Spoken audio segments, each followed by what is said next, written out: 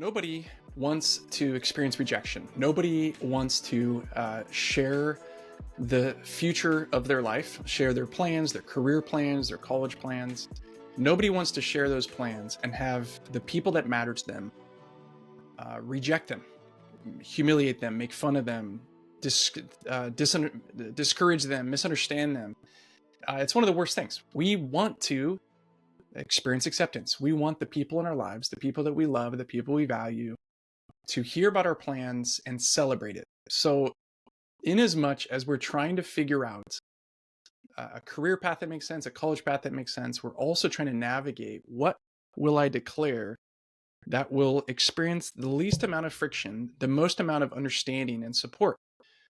That is just as present in the decision-making process as we help young people, or if you're listening and you're a young person, an emerging adult, that is just as much a part of the conversation, but I think it happens, unfortunately, on a subconscious level. This episode is all about raising that up, like increasing the volume of the voices that we're listening to so that we can understand them and that we can know what to do about them. Let me tell you a personal story as we dig into this episode. I wasn't raised in a religious family, and yet in college, I kind of bumped into a personal faith and was a part of a campus organization in college called InterVarsity. It's a national college ministry. I got heavily involved. And after college, and if you heard me talk before, heard me on other episodes, you know that I went from accounting and business and finance. And you probably don't know, though, what I went into. For 10 years after college, I went into college ministry. I worked with students, mostly at this campus called University of San Diego, which is my alma mater. And I worked with students in faith formation, teaching them how to understand and apply biblical principles to their lives. And amongst that was teaching leadership skills and how to lead small group discussions, how to do one-on-one mentoring. There's a lot of stuff involved in that, but at its core, I was a campus minister. I can't explain to you how much of a deviation that was from not only the plan that I was on, but also what was expected of me by my core people at the time, which was my family. I had my parents, one in particular that was concerned, and I think I might be too as a parent, concerned that as I was pursuing a career, pursuing a job with this campus ministry, that perhaps I was being manipulated by a high-pressure religious group, in other words, a cult. She was worried that I might be going into something that I wasn't aware of, whether it was a pyramid scheme or this cultish, high-pressure religious group that was going to take over my brain. In other words, I had a lot of friction pursuing what I was going to pursue after college, announcing my plans. That not only was I going to go into working in college ministry, I was also going to have to fundraise for my salary and make far less, at least a half, 50% less than I would have made. A job offer on the table, I was going to take one that would make 50% less. That's not what parents want to hear, especially if it doesn't align to their perspective on the world. Anyways, long story short, I ended up working in that organization for 10 years of my life, 10 years working with college students in faith formation. And 9.5 years into it, I started to sense in myself that this new community that I had grown to love, grown to find acceptance in, I had learned the language of that new community, that new culture. I had risen in the ranks organizationally. I had learned how to express the values and the priorities and the principles of that community. I had found, in many ways, this family as an adult, as a young adult, that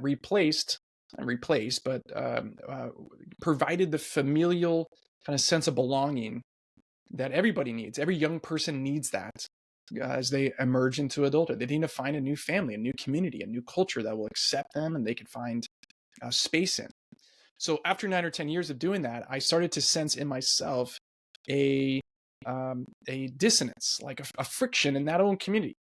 And I won't go into it. There's an article I have on the website that goes into more detail, but I started to sense an invitation, a calling, a desire to do something else outside of ministry. And as I started to share that, I had good friends inside that community. I would call it confront me with about my priorities, confront me and question what I was about to do. And what I was about to do wasn't going to go off and work for a hedge fund or something. It wasn't like so outside the boundaries of that culture. It was actually pretty adjacent. I thought it was actually an expression of it, but it wasn't in the confines of a Christian religious tradition. And so I had friends challenge me, my priorities, my sense of calling, my sense of my own commitment to the God that I ascribed to. And it was very disorienting for almost a year. Almost a year, I questioned myself. And underneath that, not only questioning myself, was also a deeper fear that I was going to lose this family that I had grown into. And it goes back to what I said at the top of this episode. Nobody wants to experience rejection, but at the same time, everybody wants to discover their authentic self. Everybody wants to live autonomously. They want to feel like they're in charge of their actions. They're ordaining their steps, not someone else, not a culture. And that's how a culture works. Every single culture has boundaries, permission, what's permissible, what's acceptable, what's approved, behavior, values, expressions, and what's not. And that's the point of this episode, to become conscious of it, of the culture that you're in, the people that you're gravitated towards, the people that you want to be, you want to belong to.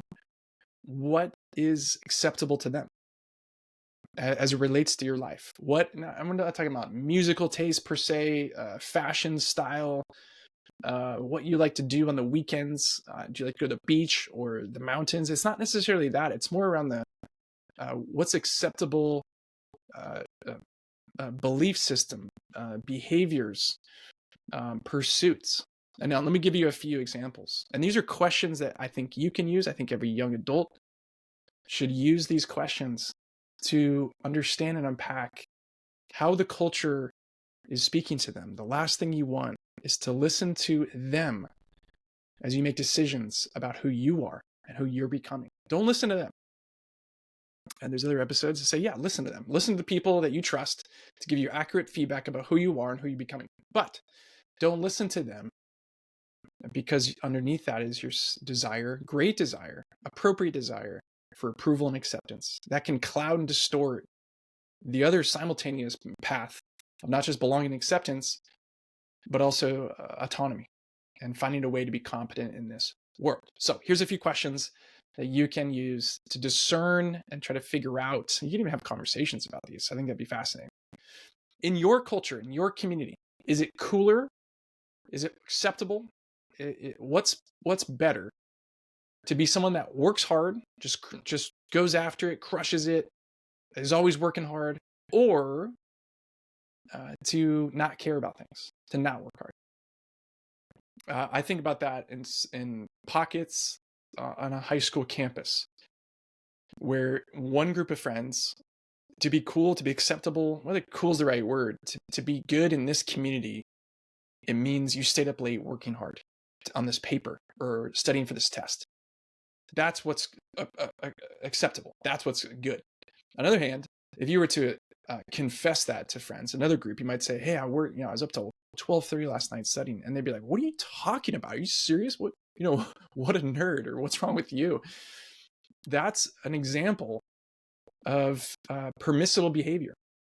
Now, you might have found yourself in one of those two, let's call them camps, and find that the group of people that you're a part of actually it mirrors back who you are in your best and highest self.